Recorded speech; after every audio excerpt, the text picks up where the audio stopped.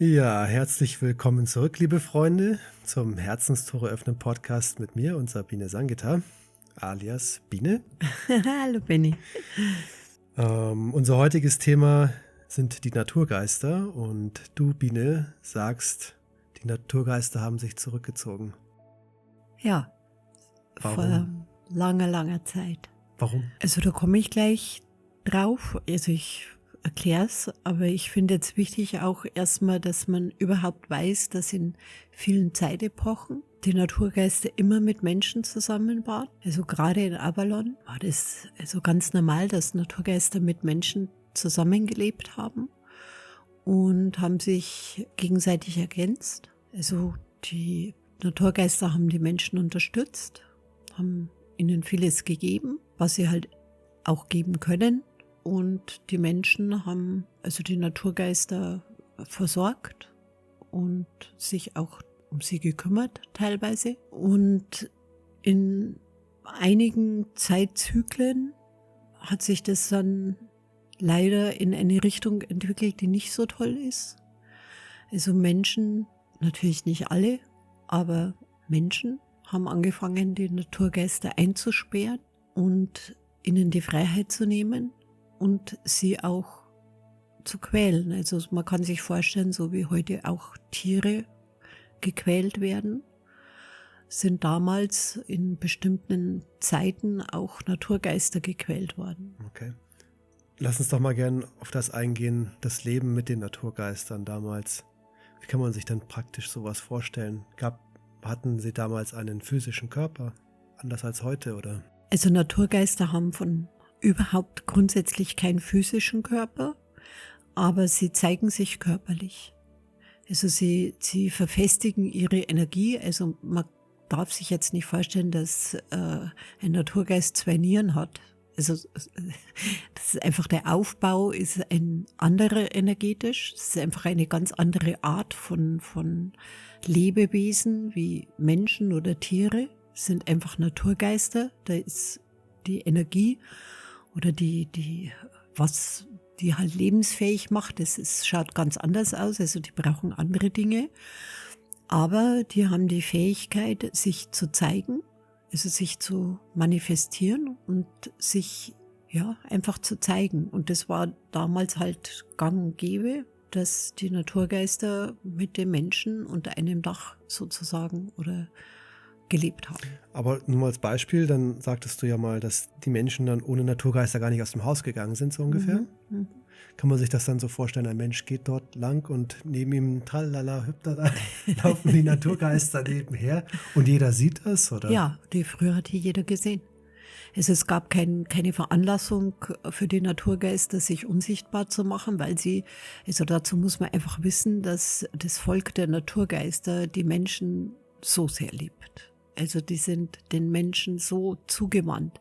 Also die lieben die Menschen wirklich richtig und haben halt energetisch auch uns einiges voraus und aber auch energetisch einiges, was wir besser können oder wir haben, wo sie davon profitieren. Und also am einfachsten kann man es eigentlich erklären, auch wenn es eine ganz andere Rasse ist, wie heute mit Haustieren umgegangen wird. Also heute nimmst du auch deinen Hund mit zum Gassi gehen und so hast du halt früher die Naturgeister mitgenommen. Oder Tiere, die man so am Feld stehen sieht oder irgendwie die Schafe, die ein Schäfer hat, und so kann man sich das einfach vorstellen. Also Naturgeister leben ja in der Regel immer in Gruppen und da hattest du nicht nur einen Naturgeist, sondern 5, 6, 10 und vielleicht einen, der dir besonders zugewandt war, mit dem du eine besondere Bindung hattest. Aber letztendlich hat man darüber gar nicht so viel nachgedacht, weil es einfach eine Selbstverständlichkeit ist. Also heute denkst du jetzt auch nicht drüber nach, wenn du spazieren gehst mit deinem Hund und du triffst jemanden, der auch einen Hund dabei hat. Oder selbst wenn du keinen Hund hast, wenn du jemanden triffst, der einen Hund dabei hat, ist es für dich jetzt auch nichts Besonderes. Das ist halt ein Hund. Vielleicht sagst du noch, der ist aber süß oder der ist gut erzogen oder wie auch immer. Aber letztendlich wirst du jetzt nicht, wenn du nach Hause kommst, ganz aufgeregt erzählen, stell dir mal vor, was mir heute passiert ist. Mir ist jemand entgegengekommen mit einem Hund. Und so war das früher eben auch. Das war eine Selbstverständlichkeit und deswegen hat man sich darüber auch keine Gedanken gemacht. Ist ja klar, wenn es normal ist und für jeden offensichtlich ist, klar, ist ja ganz logisch.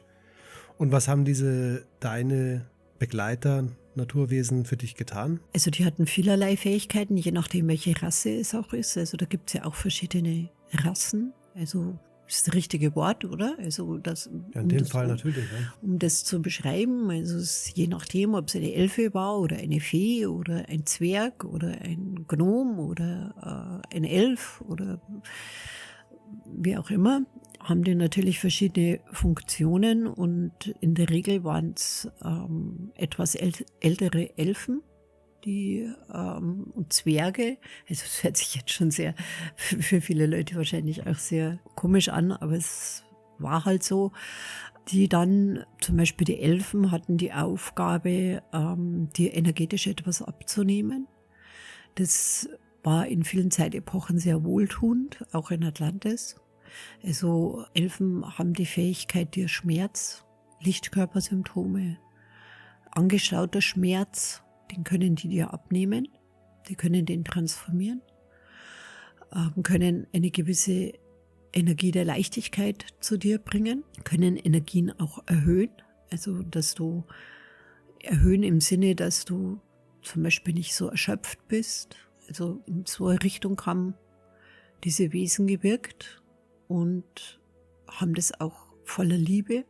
Also auch das war natürlich ein großer Anteil, diese Zugewandtheit, diese Liebe. Mhm. Also Zwerge zum Beispiel, das kann man sich jetzt auch nicht vorstellen, aber Zwerge hatten ein großes medizinisches Heilwissen auch. Also die konnten auch gut Wunden versorgen, also so kleine medizinische Sachen konnten die ganz gut machen. Die haben sich eben da sehr gut ausgekannt mit Naturmedizin. Zwerge konnten auch gut trösten, also waren gute Trostspender in Zeiten, wo man vielleicht einsam war oder traurig. Das haben die wiederum gemacht. Elben dagegen waren eher mehr da, um deine Fähigkeiten auszudehnen. Also die haben bestimmte Aspekte in deinem Lichtkörper verbunden oder ein bisschen angestupst, damit da mehr ein energetischer Fluss entsteht, haben viel mit dem Fähigkeitsaspekt mit dir zusammen gemacht, also konnten da viel unterstützend wirken. Und Feen waren eher so diese Beraterinnen und die sehr viel Weisheit in sich getragen haben, also waren Ratgeber.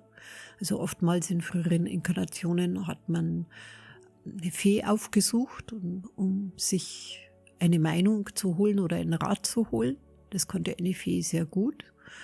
Und dann gibt's noch die Gnome und die Gnome, die waren eher ein bisschen, also ein Gnom sollte man nicht verärgern, auch heute nicht. Das ist nicht ganz so gut. Also Gnome waren eher so, wie sagt man da vielleicht, so ein bisschen die Tölpel oder so, die jetzt nicht so wirklich in ihre Funktion reingefunden haben. Die waren halt da, haben oftmals Unruhe gestiftet.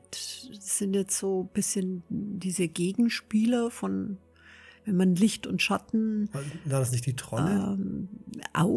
Trolle auch, aber Trolle ist wieder ganz eigene Art. Also Troll ist wirklich, also den möchte ich eigentlich gar nicht so gern erwähnen, weil den möchte ich auch nicht irgendwie in irgendeiner Form anziehen. Aber Gnome waren schon auch so die Tollpatsche irgendwie. Also so ein bisschen so, ja, wie so ein kleiner tollpatschiger Hund, die nicht so wirklich, also ja,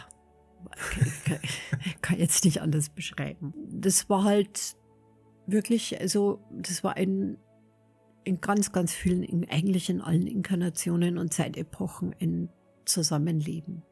Also zum Beispiel gerade auf dem Weg der Priesterschaft oder zur Magier von Avalon ist man immer begleitet worden von diesen Naturgeister. Also auch, doch Gnome konnten gut beschützen. Mhm.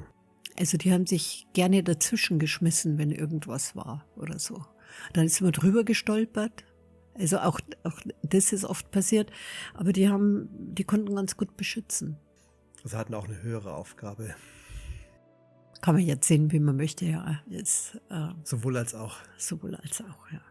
Aber Naturgeister sind in der Regel, außer jetzt Trolle, sind wirklich liebende Wesen mit hohem Bewusstsein und wirklich, wirklich den Menschen zugewandt.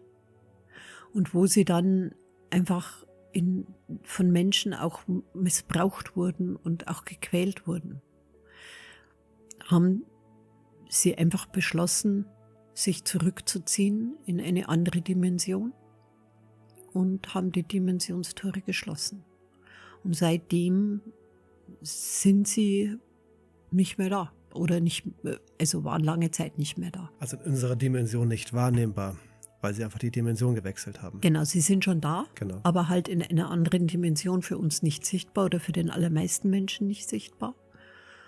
Und es gibt aber schon Gebiete, wo kaum Naturgeister sind und es gibt Gebiete, wo sehr viel Naturgeister sind.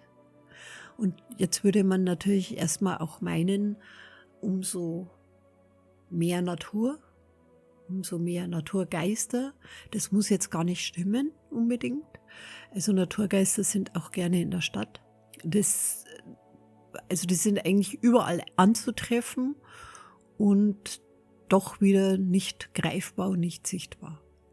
Und jetzt vor einer bestimmten Zeit, ich weiß jetzt nicht genau, wie lange das her ist, hat sich halt was verändert, weil wir Menschen uns verändert haben und weiterentwickelt haben und sie auch wissen, dass wir sie eigentlich brauchen.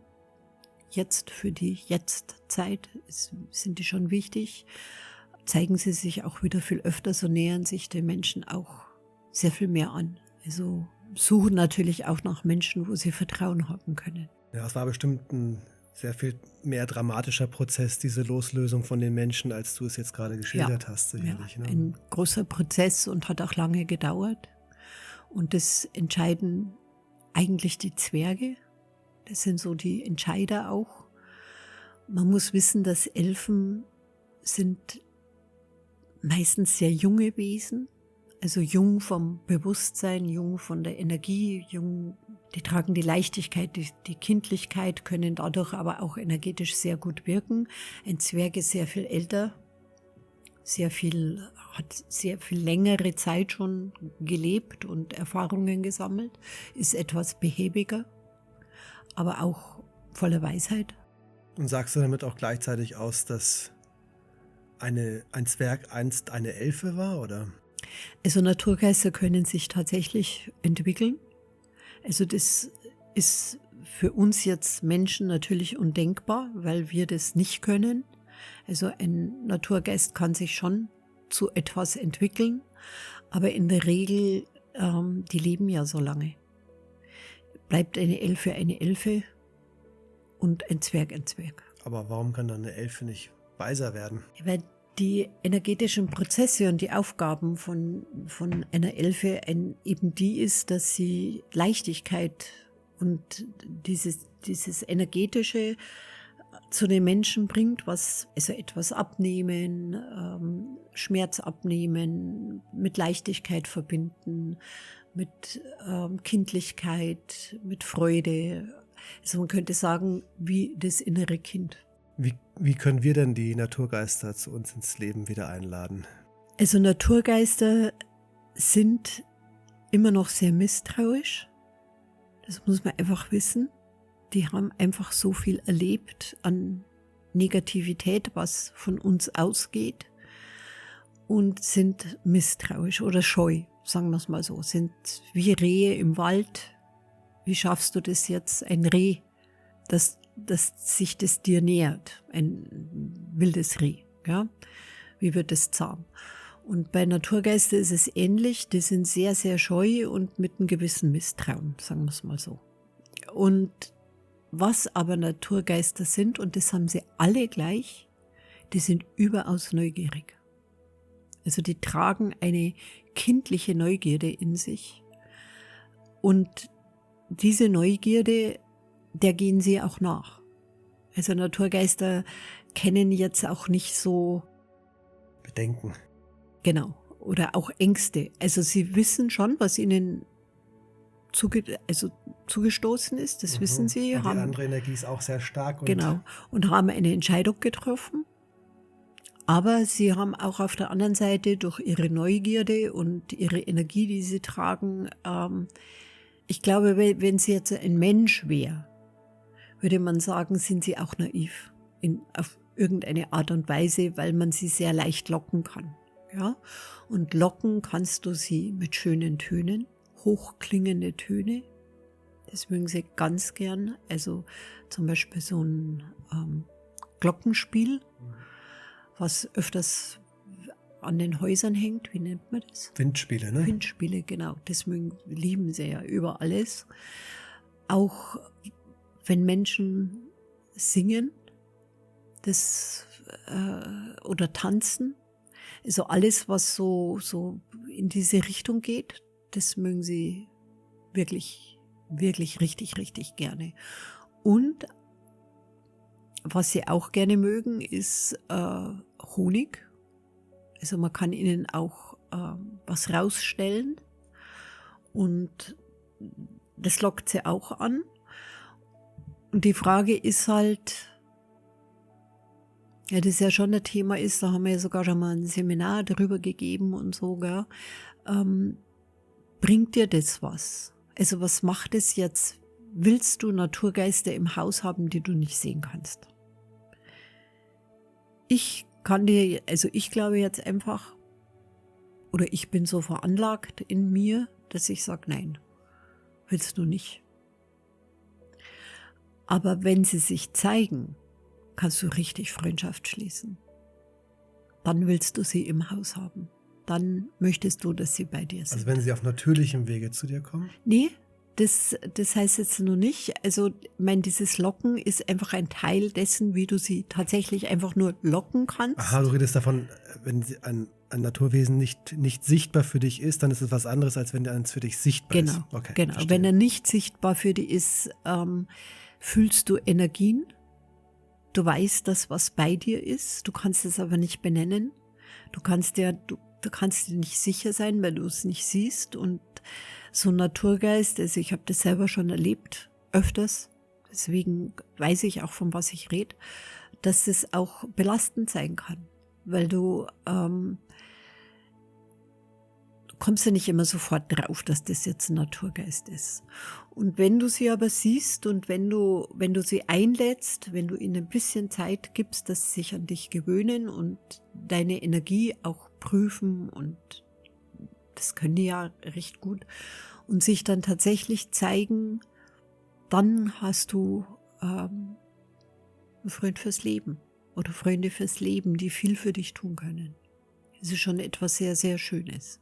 Und also was ich erlebt habe, also ich kann sehr gut Naturgeister sehen, und ich glaube jetzt auch, dass, ich kann es jetzt nicht beschwören, aber ich glaube jetzt mal nicht, dass sich ein Naturgeist, wenn einer hier ist, mir nicht zeigen würde.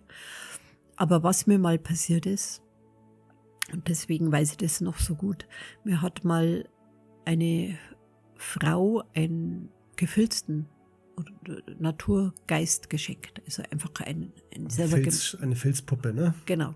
Und normal ist ja da nichts drin.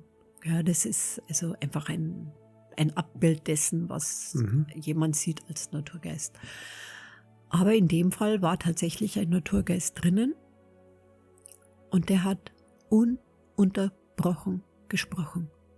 Der hat richtig gequasselt. Und es war so belastend. Und ich hatte damals die Bertha, also mein Hund, es war eine Bulldogge, und die hatte so Angst vor diesem Naturgeist.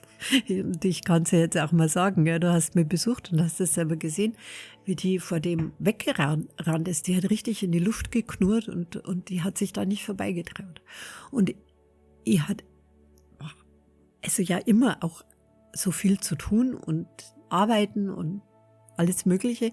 Und das hat mir einfach gestört. Ich habe diesen Naturgeist nicht zum Schweigen gebracht und haben dann in gute Hände abgegeben.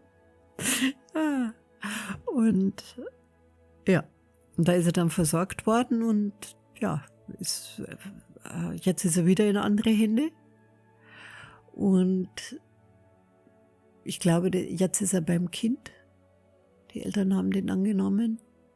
Aber schon lange, oder? Das ist schon ganz lange. Ja, eben. Also man kann es jetzt auch mal einfach so sprechen. Du hast ihn mir am Anfang abgenommen. Genau. Ich habe ihn ja nicht gehört. Mein Vorteil. Genau. Aber du hast auch sehr schnell gemerkt. Ich habe ihn gespürt, ja, Ja. sehr stark. Er war sehr präsent. Ja.